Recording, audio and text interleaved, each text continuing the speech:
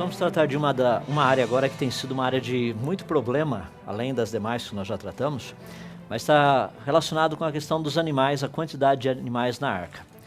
Para isso eu gostaria de utilizar o que nós já aprendemos até aqui e um pouquinho do conhecimento científico relacionado na área da taxonomia, que é o agrupamento dos animais, a distribuição de animais, classificação de animais, para nós entendermos um pouco o que está acontecendo. Então, algumas questões bem relevantes. A pergunta é animais dentro da arca. Então, alguns problemas básicos que nós encontramos relacionados com os animais na arca. Primeiro, existem algumas ideias muito estranhas que estão por aí. Eu fico assim muito impressionado porque quando eu olho o material falando da arca de Noé, ele não é apresentado de uma maneira, isso inclusive por parte até mesmo dos cristãos. Isso não é apresentado como algo sério. Normalmente nós encontramos coisas desse jeito. Eu fico assim muito impressionado. Por exemplo, qual seria um grande problema de Noé? Pica-pau e cupim. Imagina esses dois na arca produzirem um grande estrago. Quando eu menciono os 371 dias dentro da arca, daí tem um outro problema, coelhos. Imagina o que não teria acontecido com coelhos dentro da arca por todo esse período. Teria coelhos em todos os lugares. Eu acho muito legal porque isso daí dá uma boa indicação do que nós pensamos a respeito dessa área. Normalmente nós vemos esse tipo de coisa. Agora, vamos deixar a parte humorística, que é muito legal também, e tratar da parte da realidade. Nós temos algo para tratar a respeito disso, ou seja, nós precisamos 3 áreas específicas, estudar com respeito aos animais, seria a quantidade deles, como foi possível cuidar desses animais dentro da arca, a questão da alimentação, e o que teria ocorrido depois em termos de diversificação. Ou seja, nós temos essa grande diversificação hoje no planeta. A biodiversidade que nós chamamos na área de animais é fabulosa. Como seria possível termos tantos animais com tantas variações num período de praticamente só 4.000 e poucos anos? Então vamos estudar um pouco a respeito disso. Primeiro, vamos pensar em termos de quantidade. Na área de quantidade, algumas questões que eu gostaria de tratar com vocês e pensar um pouquinho a respeito do espaço interno da arca, ou seja, o que seria possível colocar ali dentro, quais animais deveriam entrar na arca e como recolhê-los. Então essas 3 áreas é o que eu gostaria de começar tratando com vocês. Primeiro vamos falar um pouquinho a respeito do espaço interno dessa arca. Na palestra anterior nós ouvimos a respeito das dimensões da arca. Então só repetindo, Gênesis capítulo 6, dos versos 14 até o 16, nós temos uma informação muito precisa a respeito da arca. Nos é dito o seguinte: você, porém, fará uma arca de madeira de cipreste, divida em compartimentos e revista de piche por dentro e por fora. Nós já vimos a questão, inclusive, do próprio piche, que a palavra aí não seria piche, mas seria a rena, ou seja, um outro tipo de calafetagem. Faça com 135 metros de comprimento, 22 metros e meio de largura e 13 metros e meio de altura. Nós já vimos os tipos de côvados também, pegamos o menor de todos, só para termos uma noção. Diz o seguinte: faça ali um teto e um vão de 45 centímetros, praticamente um côvado, entre o teto e o corpo da arca. Coloque uma porta lateral na arca e faça um andar superior, um médio e um inferior. Deixa eu falar um detalhe aqui que talvez você não tenha pensado ainda, quando nós tratamos da arca. Vamos pegar de uma forma geral. Nós temos primeiramente o volume dessa arca, cerca de 40.500 metros cúbicos. Você pega essas dimensões, você estuda. O peso bruto dela é possível calcular. Sim, é possível calcular o peso bruto, é possível calcular o deslocamento. O peso bruto está relacionado praticamente da arca em si. O deslocamento é o peso da arca mais tudo que estava dentro dela. Como que nós calculamos essas questões? Deslocamento, nós temos que a arca, ela literalmente tinha uma área, seu comprimento de 300 côvados por 50 côvados, e nós fomos informados que a arca não raspava em nenhuma montanha pelo menos 15 côvados. Ou seja, 15 côvados dela estava abaixo do nível da água. Então você pega seu comprimento, sua largura, mais os 15 côvados, pega o que isso significa em termos de água, porque isso é o deslocamento. Para você ter uma noção que daria cerca de mais ou menos 20.000 toneladas, o negócio todo. A questão do peso bruto dela, você tem a ideia da estrutura de madeira, então é possível fazer todo um cálculo só da arca em si. Então dá para ter uma noção que tinha um bom peso em cima disso daí, mais ou menos, devia ter uns 6 mil toneladas de coisa ali dentro. Ou seja, não dá para você guardar isso na arca da noite para o dia. Dá para perceber que houve um planejamento. Então, quando nós tratamos a respeito da arca em si, nós vemos toda uma infraestrutura. Por exemplo, dentro desse tamanho, já mencionei o equivalente em termos de prédio, um prédio de 67 andares, com apartamentos de 200 metros quadrados, 360 containers daqueles de 40 pés, mais de 3.400 jaulas de 12 metros cúbicos, mais de 3.970 Corsas da GM também, se quiser usar o Fox, praticamente o tamanho mesmo. Ou seja, de uma forma geral, seria possível, não é, transportar sem nenhum problema 120 mil animais do tamanho de uma ovelha dentro da arca. Tranquilamente daria para colocar toda essa bicharada lá. Agora, quando nós pensamos nesse aspecto, aí nós temos algumas coisas que precisam ser tratadas. Primeiro, que nós temos uma quantidade muito grande de animais, uma variedade muito grande. Mas a arca tinha 3 pisos. Então, sem dúvida, o piso superior seria o piso onde Noé e sua família estariam se alojando. Agora, você não precisa de toda aquela área só para eles. Ali seria uma área também muito importante, porque havia uma abertura, como nós estamos vendo aqui, de mais ou menos um côvado. Para que essa abertura lá em cima? Iluminação e ventilação, correto. Se você pegar aqueles prédios mais antigos, principalmente com empresas, eles tinham algo fascinante ali, que você tinha as duas meias águas assim do telhado, só que elas não se encontravam. Aqui no meio tinha uma outra partezinha um pouco acima, que é para que o ar quente passando por ali pudesse subir e sair, e o ar frio entrar. Servia também como iluminação. Esse é o mecanismo que a arca usa. É um mecanismo que foi utilizado até praticamente menos de um século atrás. É muito comum esse tipo de sistema para iluminação e ventilação. Então a arca tinha essa propriedade. A parte de cima, principalmente, era a parte iluminada. Os sistemas internos, nós sabemos que os pisos não eram fechados, devia ter um vão aberto no meio da arca, entre os 3 pisos, que serviria literalmente para fazer com que o ar de toda a arca fosse renovado. Porque se os pisos fossem vedados, selados, imagina os animais lá embaixo no último piso. Ficar 371 dias lá, acabaria todo o oxigênio deles, eles morreriam asfixiados.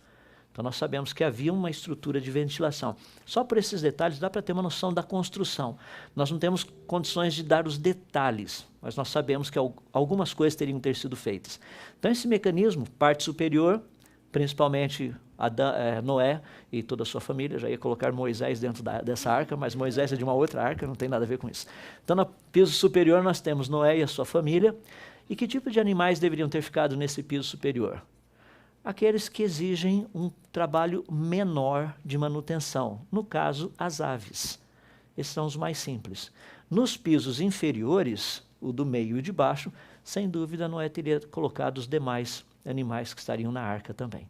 Então vamos parar e pensar um pouquinho a respeito disso, porque nós temos uma estrutura. Então nós temos esse barco gigantesco, 13 metros de altura, e aí nós começamos a ter alguns pequenos probleminhas. Pergunta, qual a altura de uma girafa? Esse é um pequeno probleminha, porque girafa, se você pegar 13 metros, dividir por 3, você vai ter que cada andar tinha aproximadamente de vão livre, uns 3 metros mais ou menos, no máximo. Desculpa, assim, 3 metros, porque você tem a estrutura e tudo mais, você vai precisar de uma estrutura geralmente grande, de madeira e tudo. Então, pelo menos uns 3 metros você teria como vão livre ali. Não passaria, obviamente, não poderia ser mais do que 4 metros. Qual o tamanho de uma girafa? Obviamente, uma girafa não tem só 3 metros de altura. Então, nós sabemos disso. E se você quiser colocar animais que sejam ou fossem maiores que uma girafa, por exemplo, aqui, só em termos de comparação, você está vendo ali o ser humano, o esqueleto do ser humano, aquele pequenininho. Do lado nós temos uma girafa, do lado alguns dos nossos queridos amigos dinossauros circulando por aí.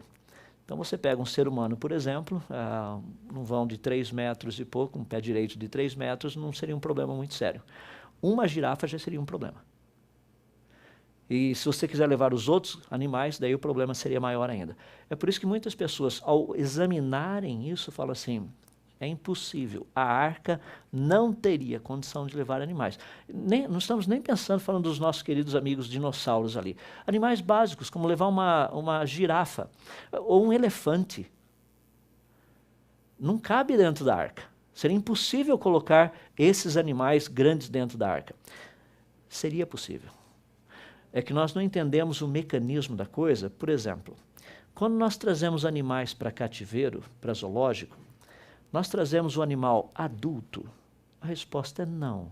Nós levamos o filhote. Ou seja, por que Noé colocaria uma girafa adulta dentro da arca, sendo que um filhotinho de girafa tem aproximadamente 1 metro e pouquinho?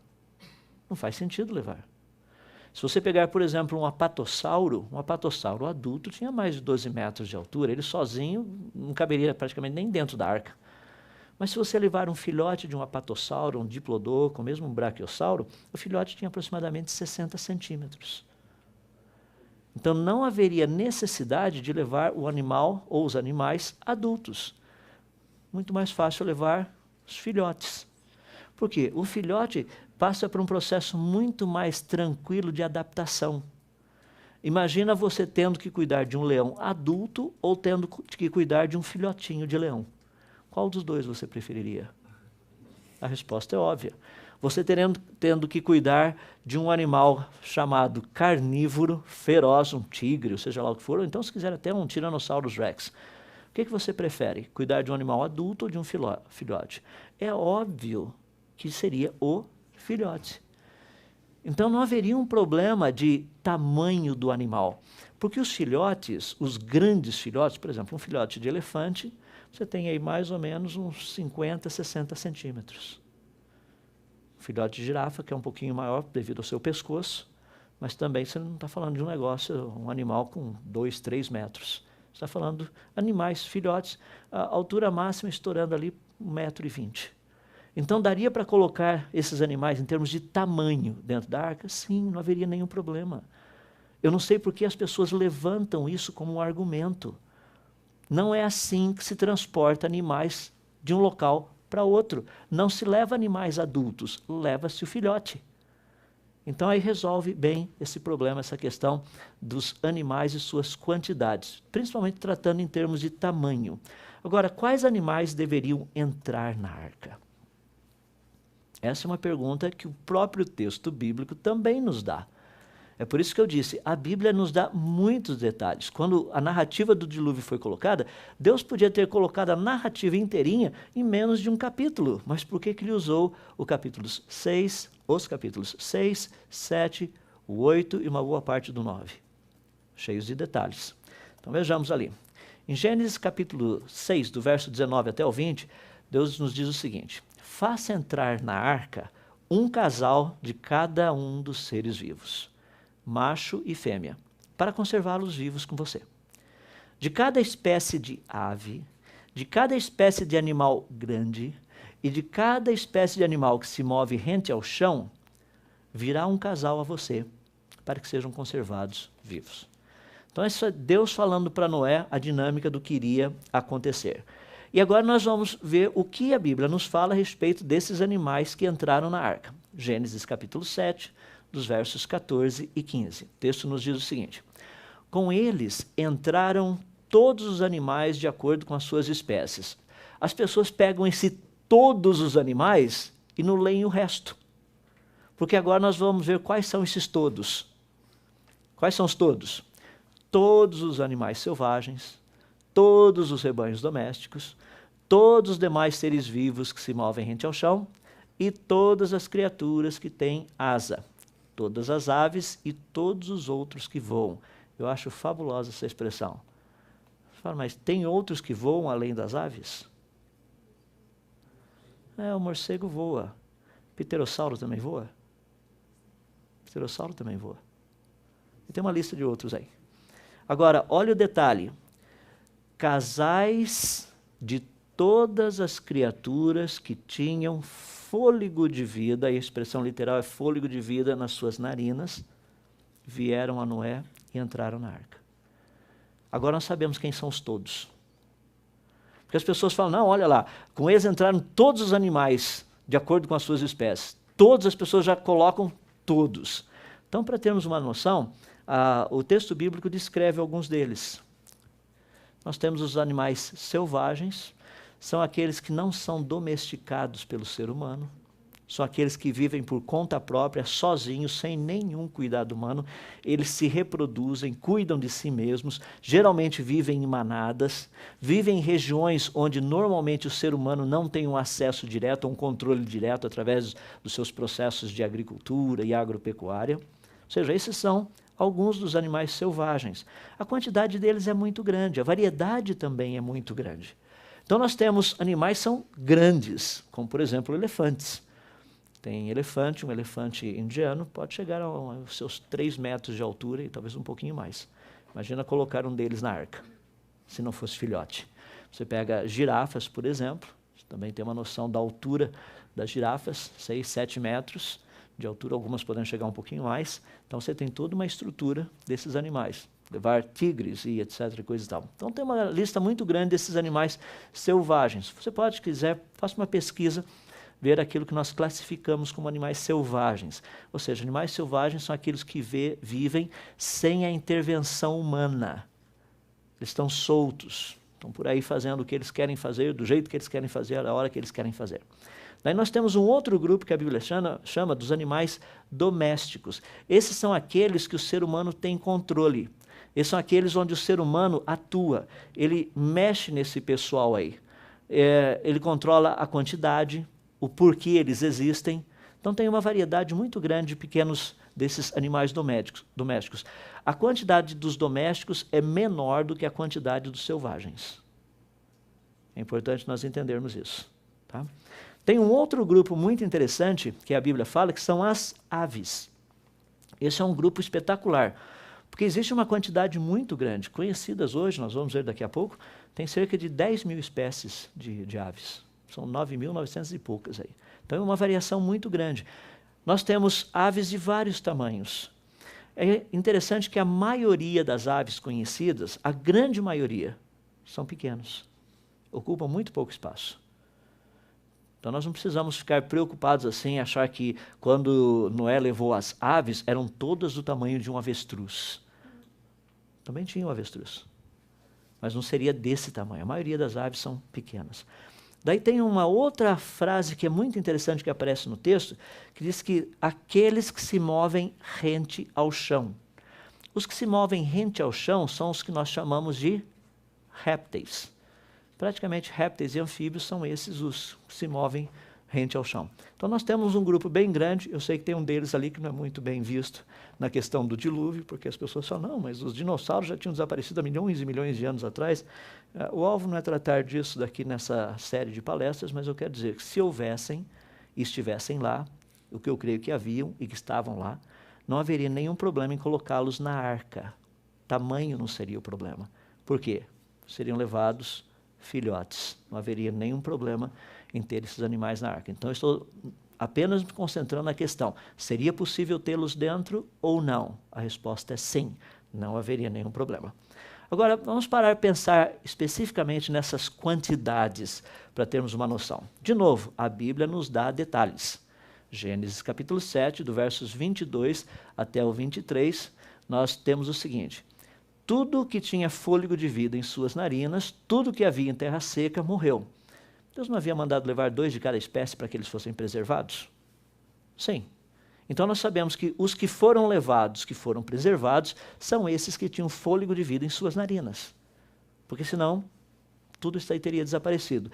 E o texto continua dizendo, assim foram exterminados todos os seres que havia sobre a face da terra. O homem e o animal, os répteis e as aves dos céus foram extintos da terra. Ficou somente Noé e os que com ele estavam na arca. Aí entra uma pergunta muito interessante. Quais são os que não têm fôlego de vida em suas narinas? Um grupo muito grande são os insetos, porque os insetos respiram por traqueias. Então nós temos algo muito interessante, as pessoas ficam tão preocupadas assim, mas rapaz, imagina Noé saindo por aí pegando pernilongo, pegando mosquito, pegando carrapato, ia ser um problema muito sério. Não se preocupe com esses. Isso daí não faz parte do grupo que entrou na arca. Pode ter entrado um casalzinho de pernilongo, assim, meio perdido lá, não sabia o que estava acontecendo, entra na arca, mas não seria esse o propósito. Talvez aparece lá um grupinho dos chamados cães, e vai que tenha carrapato no meio também. Mas Noé não saiu caçando inseto. Entendam isso. Porque as pessoas falam, não, mas Deus falou 2 de... 2 do quê? Mas ele falou de todas as espécies, e ele diz quais são essas. Ele não está falando de qualquer espécie. 2 de qual espécie? Daqueles que têm fôlego de vida em suas narinas, daqueles que são selvagens, daqueles que são domésticos, daqueles que se movem rente ao chão. A Bíblia descreve quais são. Então nós sabemos quais são os animais. Quando você pensa a respeito dos insetos, você sabe, não haveria necessidade de Noé sair caçando os insetos por aí, levá-los e colocá-los na arca.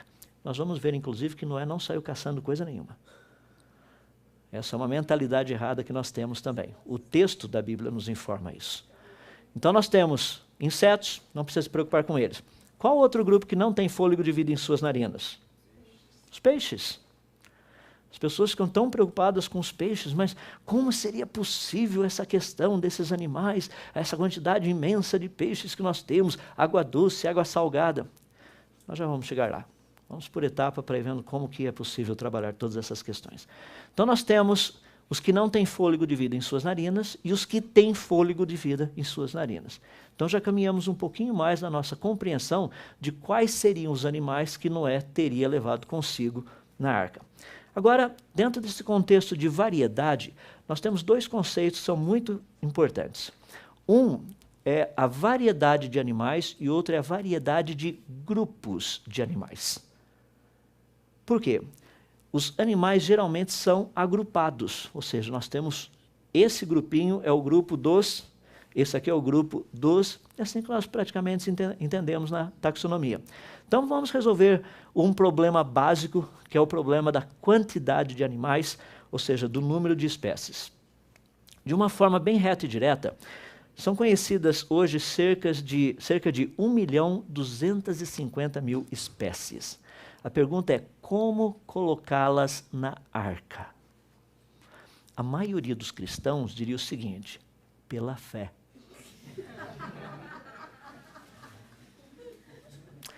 A resposta é simples e óbvia, pela porta.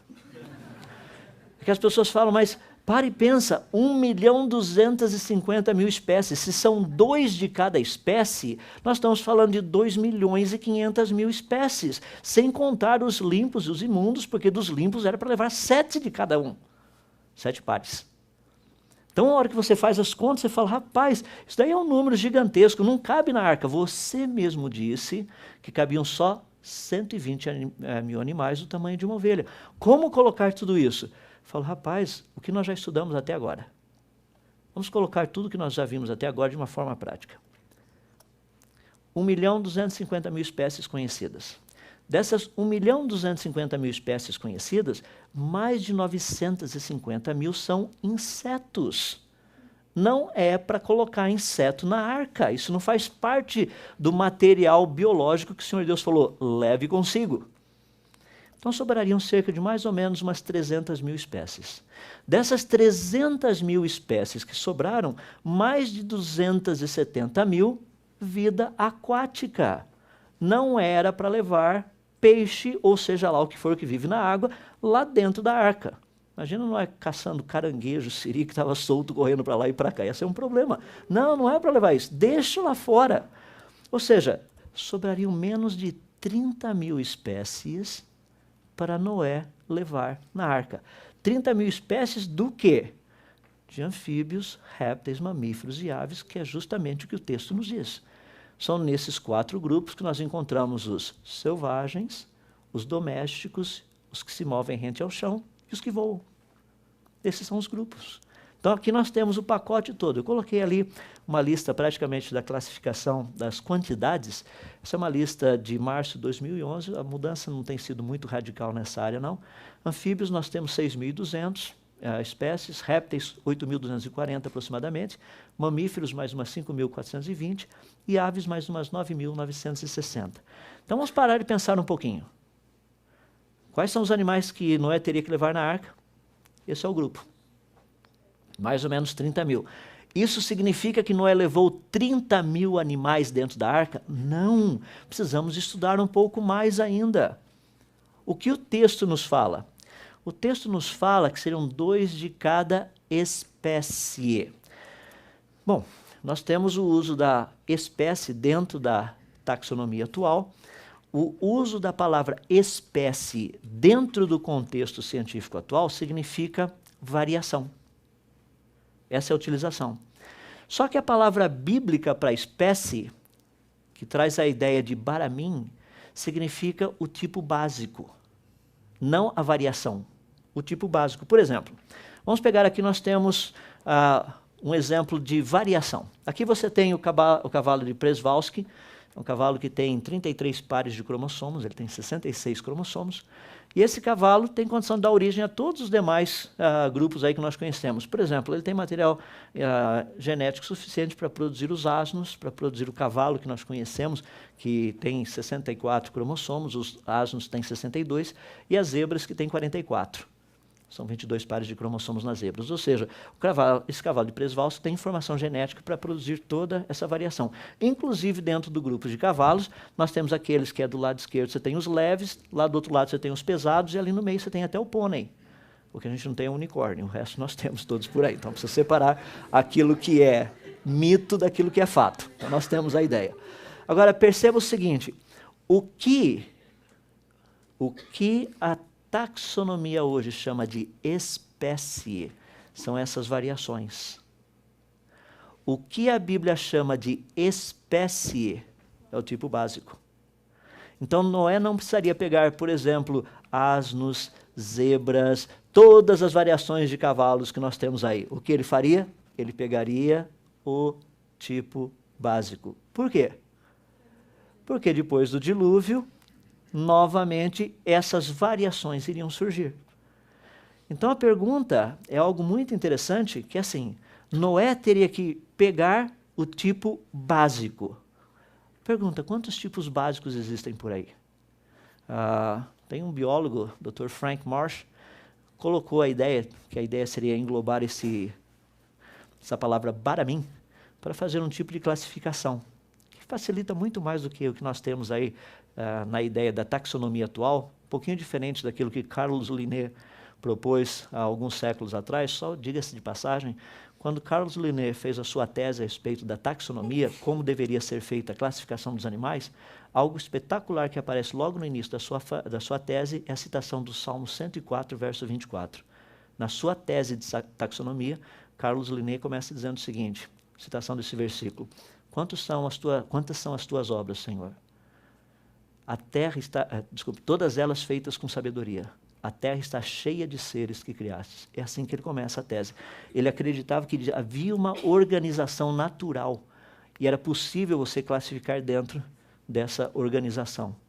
Porque ele acreditava que as espécies eram frutos de uma mente inteligente. Então seria possível classificá-las. Foi espetacular a coisa. Então, fecha esse parênteses a respeito. Frank L. Marsh fez uma proposta muito interessante. Como você poderia classificar os animais, que facilitaria bastante? Aquilo que faria diferença entre si por alguns detalhes morfológicos apenas, ou seja, pequena diferenciação, e que fossem capazes de cruzar entre si. Por exemplo, seria possível cruzar cavalos com zebras? Sim, perfeitamente. Nasce aquilo que nós chamamos de zebralo. As pessoas falam, não, mas isso daí é um animal que é estéril. Alguns são, nem todos. É possível, por exemplo, cruzar, vamos pegar um exemplo simples que foi feito ano passado, poodles e lobos? Sim, é possível. É possível cruzar leão e tigre? Sim, é possível. Esses cruzamentos são o que nós chamamos de híbridos. Existem mais de 3.000 deles conhecidos. Porque nós sabemos que são animais que se agrupam dentro de um único tipo básico. Desse tipo básico teriam vindo todos os demais. Se nós pegarmos todos os tipos básicos conhecidos, inclusive os do registro fóssil, o limite máximo seriam de 1.000 desses tipos básicos. Ou seja, 1.000 animais. 2 de cada espécie, 2.000 animais Então, nós temos que trabalhar nos que são puros e nos impuros, para nós termos uma noção. Então, pergunta científica. Quantos animais, mais ou menos, Noé teria que levar na arca? 1.250.000 espécies? Claro que não. Levaria os tipos básicos, apenas cerca de 1.000 animais do tipo básico, como nós estamos vendo aí. Desses 1.000 animais, você tem todas essas variações possíveis. E eu estou, inclusive, incluindo nesses tipos básicos aquilo que nós encontramos no registro fóssil, são formas de vida que não são encontradas hoje. Então dá para ter uma noção do que seria isso.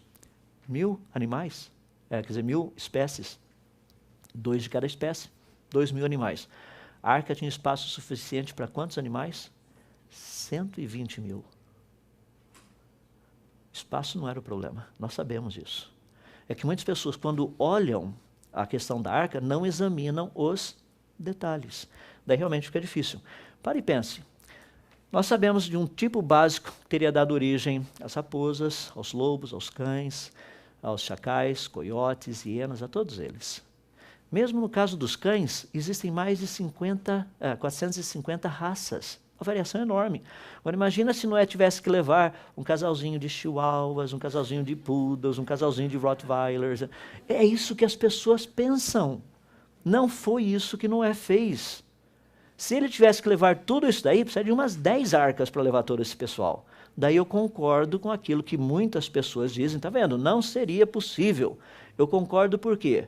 Porque o pensamento errado seria necessário uma quantidade gigantesca de espaço para colocar tudo isso daí.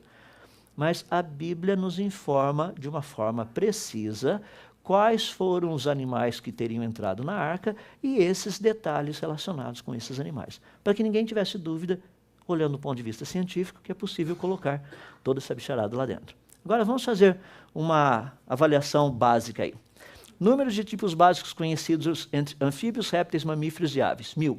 Se você pegar 7 pares dos limpos e um par dos imundos, e mais 7 pares das aves. A Bíblia diz que era para nós levarmos 7 pares das aves. Acabamos de resolver o problema do corvo e da pomba de ontem. Lembra que Noé solta um corvo e solta a pomba, e o que aconteceu? É porque tinha mais outros 13 lá dentro. São 7 pares, 14. Então foi um corvo, mas tinham outros 13 lá dentro. Foi uma pomba, mas tinha outras 13 lá dentro. A Bíblia nos dá os detalhes. É que nós não lemos os detalhes. A gente simplesmente passa batido e fala, é mesmo, e agora? Como é que a gente ainda tem corvo? Como é que a gente ainda tem pomba? Então a Bíblia nos dá todos os detalhes. Se nós pegarmos tudo isso daí e expandirmos assim em 20.000, literalmente, animais ao todo, já seria um número gigantesco, mas sem nenhum problema de colocá-los todos dentro da arca. Um número praticamente dentro da arca não seria um número como esse de 20.000. Sem dúvida, mas estou usando assim um exagero. Noé deve ter na arca, dentro da arca, com todos eles, tipos básicos, dos limpos e dos imundos, toda essa questão aí, estourando não mais do que 4.000 animais dentro da arca. Mas vamos pensar numa hipótese assim que é quase inconcebível, de tipos básicos, dos pares, dos limpos e dos imundos, você ter essa quantidade praticamente 1/3 de tudo isso que nós temos ali, dos tipos básicos, praticamente estamos falando de aves, tá? Então você vai ter um montão delas. Não, os tipos básicos de aves são bem poucos. Agora, vamos parar de pensar nos detalhes da questão dos limpos e dos imundos, porque as pessoas acham que a maioria dos animais são os limpos. Não, a maioria são os imundos. Então nós precisamos fazer uma pequena pesquisa, que lá em Gênesis, capítulo 7, dos versos 2 ao 3, nós temos o seguinte, Deus diz, de todo animal limpo levarás contigo 7 pares, o macho e sua fêmea, dos animais imundos, um par, o macho e a sua fêmea. Também das aves, e aí é algo muito interessante, a palavra hebraica, que foi traduzida como aves, não significa aves. A palavra traduzida literalmente deveria ser também dos que voam no céu, 7 pares, macho e fêmea, para se conservar a semente sobre a face da terra. Então nós temos ali 7 pares dos limpos, um par dos imundos e 7 pares das aves. Então se você fizer uma pequena pesquisa, vá lá no livro de Levíticos, capítulo 11, ali você encontrará quais são os animais limpos, os animais da terra, os animais da água, dos que voam e os insetos. Obviamente, da água você não precisa e dos insetos também você não precisa, porque esses dois não estariam na arca. Então, você só tem da terra e dos que voam. Então, você olha quais são os da terra. Os que têm unha fendida, os que têm o casco, que se divide em dois, e os que ruminam. Dos que voam, subtrair todos que são imundos. Daí fica mais fácil, né? Você dá uma olhadinha em todos que são imundos, daí você não tem dúvida. Por exemplo, os animais imundos da terra. Os que têm unhas fendidas, mas o casco não se divide em dois. Todos os quadrúpedes que andam na planta dos pés. Da água nós não precisamos. Dos que voam, aí é que entra um problema que muitas pessoas criam assim... Eles olham para a narrativa bíblica e falam, a Bíblia não está correta. Porque ela fala assim, a tradução que aparece lá em Levíticos 11, fala assim, e das aves, quando trata dos animais imundos, mas a palavra hebraica é dos que voam. Quando trata das aves, e você pega a lista toda, tem, no caso, a águia, quebrantoso, a águia marinha, miliano, falcão, o corvo, avestruz, coruja, gaivota, gaivião, o mocho, o corvo marinho, o ibis, agralho, pelicano, abutre, cegonha, garça, polpa e o morcego. Daí as pessoas falam, não, está vendo só? A Bíblia não sabe nem classificar a coisa. Isso é um problema de tradução. A palavra hebraica não é aves, são os que voam. É a mesma palavra que aparece lá no livro de Gênesis, quando Deus no 5º dia cria, não as aves, mas os que voam. Existe uma outra palavra hebraica para ave, não é essa. Os que voam. Então nós temos uma lista deles. Então nós não precisamos nos preocupar daqueles que vivem na água. E uma lista gigantesca que nós temos aí de animais imundos, são dos enxames de criaturas todos, e também dos insetos, tem toda essa lista aí que você pode olhar. Ou seja, não precisaria levar, por exemplo, 7 pares de crocodilos, porque eles fazem parte dos imundos, lagartixa, lagarto, todas essas coisas aí, e tudo que anda sobre o ventre, que é o que nós chamamos de répteis, que é uma quantidade muito grande que nós temos deles. Então, de uma forma geral, dá para a gente ter uma boa noção a respeito de quais animais entraram na arca? Sim. Então, se falarmos de 20 mil animais dentro da arca, já seria um número extremamente exagerado. A arca tinha local suficiente para acomodar mais de 120 mil animais do tamanho de uma ovelha. Nós sabemos que os animais que foram levados foram filhotes, portanto, animais dentro de um tamanho que nós teríamos condição de trabalhar sem nenhum problema. Vamos pegar a parte, entrando aí na reta final, para a gente ter uma noção. Como recolher os animais? Esse é um problema sério. Não é um problema sério. Leia o texto. Gênesis capítulo 6, verso 20, Deus diz o seguinte, 2 de cada um virão a ti, e tu os farás entrar. Perceba o que Deus está falando. Deus não chega para Noé e fala, Noé, por favor, saia caçando os animais aí pelo planeta, vai reunindo, a hora que você tiver todos, alinhe-os todos por aqui, eu vou dizer qual deles tem o material genético que você deve guardar.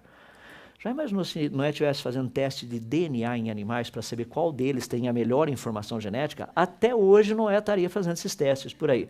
Ou seja, Noé não saiu caçando os animais por esse mundo afora. Vocês se lembram que nós dissemos que quando o Senhor Deus criou o planeta Terra, ele tinha um único continente, a Pangeia? Havia um único continente. Noé não precisaria dar um jeito de chegar até aqui na América para pegar os animais, as amostras dos animais daqui. Não, era um continente só. Não tinha nenhum problema. A ação sobrenatural de Deus foi a bonita, porque Deus foi o que escolheu essa carga genética, essa informação genética. Ou seja, e ele a trouxe até Noé. Esse era o trabalho de Deus. O trabalho de Noé qual era? Pegar os animais e colocar na arca. Eu gosto de citar que tem uma aplicação muito bonita para as nossas vidas aí. Eu sempre procuro me lembrar nessa área, nem sempre pratico o que estou falando, mas é o que sempre vem à minha mente. É onde eu peço a Deus graça para poder entender e colocar em prática, que é o seguinte, as coisas difíceis, Deus faz. As fáceis, Ele deixa para a gente. Você acredita que eu fico sempre preocupado se Deus vai fazer a parte dele e nem lembro de fazer a minha? Não é bem assim que nós vivemos? Será que Deus vai fazer? Eu nem comecei a mexer nada no meu lado, mas eu estou preocupado com Deus. Será que Ele vai fazer? Talvez Deus não faça. A outra coisa que sempre vem à minha mente, muitas vezes eu paro e fico pensando, rapaz, isso aqui está muito difícil, eu não consigo, não tem jeito. Eu estou tentando fazer a parte dele, realmente não tem jeito. É impossível, tem que ser Deus para fazer isso. Eu não sou Deus. Então nós temos algumas lições muito bonitas que nós vemos ali nesse relato. Ou seja, Deus, a atuação sobrenatural, a ação sobrenatural de Deus é trazer os animais até Noé. Por quê? Porque Deus conhece a informação genética de cada animal que ele mandou Noé colocar na arca. Ele sabia qual informação genética que ele estava colocando ali dentro. Ele sabia exatamente se o DNA daquele animal era perfeito ou não. Se aquele DNA tinha toda a capacidade de reproduzir toda a variação que seria necessário. Então Deus faz isso. O trabalho de Noé era mais tranquilo. Isso aqui, senhor, tá bom, já está catalogado, já colocamos ali, já está até na minha planilha Excel, já entrou. Até pega o outro, entrou, e assim por diante. Então a questão que nós já vimos, essa questão da palavra espécie, isso é muito importante, isso nos ajuda a entender quantos animais entraram ali dentro. Só para concluir essa parte, Deus falando ali em Gênesis 6, do 19 ao 20, ele diz: de tudo que vive, de toda a carne, 2 de cada espécie, macho e fêmea, farás entrar na arca, para os conservares vivos contigo. Das aves segundo as suas espécies, do gado segundo as suas espécies, de todo réptil da terra segundo as suas espécies, 2 de cada espécie virão a ti, para os conservares com vida. Então nós sabemos quais são os animais, nós sabemos o que a Bíblia quer dizer por espécie. Não são as variações, são os tipos básicos. Então, para nós concluirmos, vamos pensar em termos da questão da alimentação. Que tipo de alimentação? Ou quanto de alimento seria necessário? Então, vejamos. Olha que coisa fascinante. Livro de Gênesis, capítulo 1, verso 30, Deus diz o seguinte: e a todos os animais da terra, e a todas as aves do céu, e a todos os répteis da terra, em que há fôlego de vida, toda erva verde lhes será para alimento. E assim se fez. Se vocês puderem observar aquele pequeno animal do lado direito, olha a carinha de herbívoro que ele tem. Não, o que eu gostaria de dizer para vocês é o seguinte: não existe nenhum animal que seja 100% carnívoro, isso é totalmente desconhecido. Os grandes carnívoros, de toda a dieta deles, o máximo 60% é carne. A maioria dos animais fica numa proporção na faixa de 50% a 50%. Nós temos exemplos muito simples que nos mostram a origem dessa estrutura nos animais. Por exemplo, um gatinho, um cachorrinho, quando eles passam mal, eles se alimentam de plantas, porque isso é o que ajuda a estabilizar o sistema. Ou seja, não existe nenhum animal que não seja também herbívoro. É que nós temos uma mentalidade que já foi passada por meio da teoria da evolução e dos evolucionistas, que dentes existem, aqueles dentes caninos, nos leões e tudo mais, isso existe para rasgar. Rasgar o quê? A carne. Não, ele existe para rasgar. Por exemplo, na região do Kalahari, na África, tem alguns grupos, manadas de leões, que quando não encontram caça, existem uns tipos de árvore que eles usam esses dentes caninos para rasgar a parte de fora da árvore e comer o que está no caule. E assim eles se alimentam. Assim eles se mantêm vivos.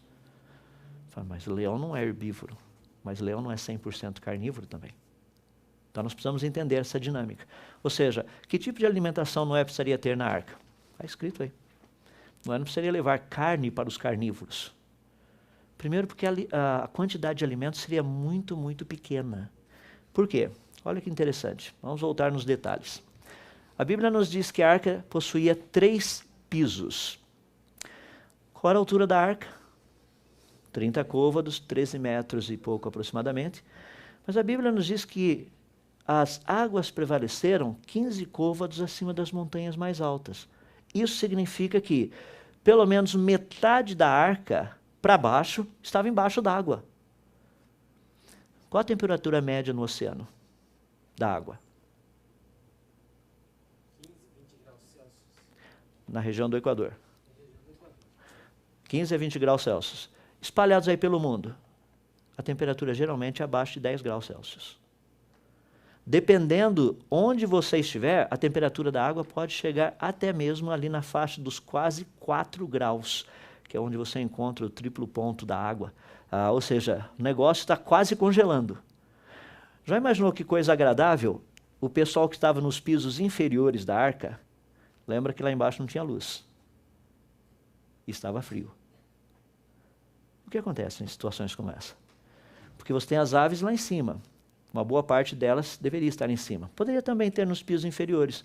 Agora, animais que estivessem no segundo e no terceiro piso teriam algo muito interessante ali, porque eles passariam por processos de hibernação e torpor. Aí depende muito do animal. O que é essa questão de torpor? É aquele sono que vai batendo, sabe? Você vê o preletor lá longe, ele vai e volta. O monitor vai lá longe e volta também. O pessoal que está na internet. Então, essa é a ideia. É aquele sono. O que acontece? O metabolismo no teu corpo está mudando. A batida cardíaca está diminuindo. O mesmo ocorre na questão da hibernação.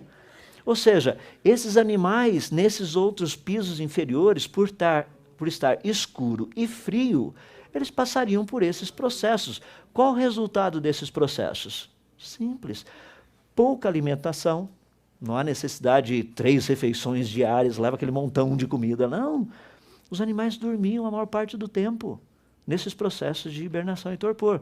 Iriam produzir poucos recursos biológicos, só estou usando um termo mais agradável, o número 2, ou seja, em vez de Noé ficar lá, vamos lá, pessoal, hora de limpar a arca, todo mundo... Não.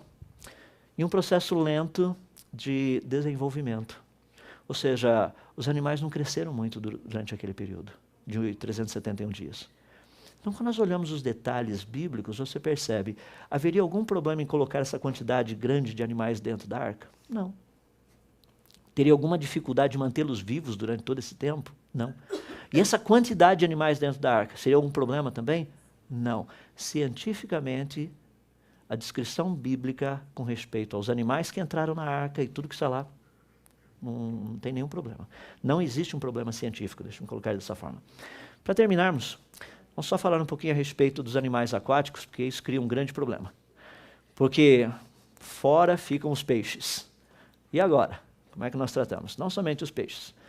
Nós temos aí os organismos de água doce, organismos de água salgada, num planeta completamente inundado. Então você tem toda essa garotada aí bem animadinha. E a pergunta que as pessoas fazem é, como seria possível isso? A resposta nós encontramos tanto aqui no nosso planeta quanto fora do nosso planeta. Por exemplo, quando você estuda o planeta Júpiter, nós trabalhamos com sistemas que são chamados sistemas heterogêneos. Essas cores que vocês estão vendo no planeta Júpiter são tipos diferentes de gases que nem chegam a se misturar. Então, como que funciona isso? Sistemas heterogêneos são aqueles sistemas onde você tem substâncias que talvez estejam praticamente no mesmo estado, gás, líquido, e pode ter até sistemas que estejam literalmente sendo feitos do mesmo elemento químico ou da mesma molécula, só que com outras coisas juntas. Por exemplo, aqui no planeta Terra, nós temos a junção do rio Negro com o rio Solimões. Eles não cantam música sertaneja, esses dois, tá? Ou seja, esses dois juntam. Olha a diferença das águas. São quilômetros e quilômetros que a água do Rio Negro não se mistura com a água do Rio Solimões. Por quê? Porque essas águas possuem sedimentos diferentes nelas, quer dizer, do Solimões possui muito sedimento, a do Negro é praticamente limpinha, o que faz com que hajam diferenças nos coeficientes de absorção da luz solar, em termos de temperatura, densidade, viscosidade, todas essas coisas. O que acontece? Eles formam bolsões de água doce e água salgada. Nós vemos isso de uma forma espetacular lá no Rio Amazonas, quando ele chega no Oceano Atlântico. 70 quilômetros dentro do Oceano Atlântico, você encontra água doce. Peixe de água doce lá no meio. Além disso, existe uma quantidade muito grande, nós sabemos disso, de animais que não têm problema em sobreviver nos dois meios. São poucos os que têm dificuldade. A maioria não. Então aí resolvemos o problema também dos peixinhos. Vamos concluir com o problema dos insetos. O que a gente faz com os insetos? Porque lembra que eles não entraram na arca. Das pessoas chegam para mim e falam assim, e agora? Esse é um probleminha. Depois de enchentes e inundações, qual o problema maior que a defesa civil tem que correr atrás do prejuízo? Insetos. Por quê? Insetos, além de extremamente pequenos, eles têm uma facilidade muito grande em sobreviver em ambientes aquáticos. Principalmente a questão dos seus mecanismos. Que você está vendo a borboleta monarca, você está vendo aqui nessa folhinha uns pequenos pontinhos redondos, esses daqui são os pequenos ovinhos. Aqui você tem um outro bichinho bem interessante, tá? Nosso querido amigo Podusus macluvensis, É bem interessante o Zequinha, olha os ovinhos que ele bota. Esses ovinhos ficam flutuando na água. Então a questão dos insetos, no dilúvio não teria nenhum problema. Eu sou grato assim a Deus pelo fato de ele ter usado a salinidade correta para ter certeza que a maioria dos pernilongos teriam perecido também durante o dilúvio, porque senão seria uma infestação de pernilongo e mosca depois do dilúvio. O que tinha de coisa morta, você fala, devia ter muita coisa morta realmente, mas pouca dela boiando. Pela bondade de Deus, muito virou fóssil também. E a gente vai tratar um pouquinho disso nas palestras da tarde. Como falar da diversificação de tudo isso? De onde vem todo esse negócio? Logo após o dilúvio, você tem o aparecimento das formas de vida como nós tínhamos antes, a variação. Então não seria nenhum problema pensarmos em termos de um sistema de microvariação dos tipos básicos ocorrendo após o dilúvio para produzir toda a biodiversidade que nós temos hoje aqui. Para concluir, um exemplo bem prático. O exemplo prático é o seguinte. Há alguns anos atrás foi feita uma experiência na Alemanha. Um grupo de pesquisadores, eles pegaram um lobo, tá? E pegaram também um poodle. E foi feito o cruzamento entre esses dois animais. Nasceram uns animaizinhos assim, eram animais, mas tem esse negócio estranho aqui. Esses animais se desenvolveram, chegaram a uma idade adulta, os cientistas permitiram que eles cruzassem entre si, e já na próxima geração, o que nasceu foram alguns filhotes que tinham características de poodle e características de lobos. Eles permitiram que eles crescessem, se desenvolvessem, amadurecessem e cruzassem entre si. Na geração seguinte, nasceram poodles e lobos.